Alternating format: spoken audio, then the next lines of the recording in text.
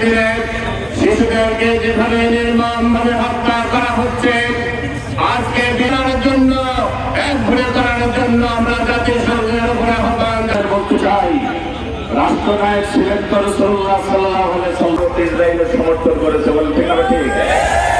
বাংলাদেশ থেকে কেউ যদি এখনো ভারতের শক্তিকে লঙ্ঘন করে এই বর্বর ইসরায়েল বাইরে ফিলিস্তিনের উপরে পাশে হামলা চালিয়েছে, এখন রাতে 425 জন ভ্রমণিত মুসলমানদের শিরায় শিরায় শহীদের রক্ত রয়েছে।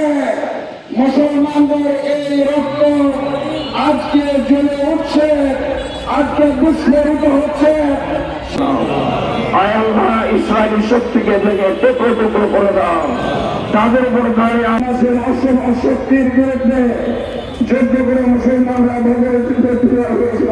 সেই তোমার প্রগতি ফয়সালা ছিল, তোমার আজকে পারো তোমার ফয়সালা দিয়ে ফিলিস্তিনে পারো। আয় আল্লাহ, তুমি আমাদের কথা শুনো।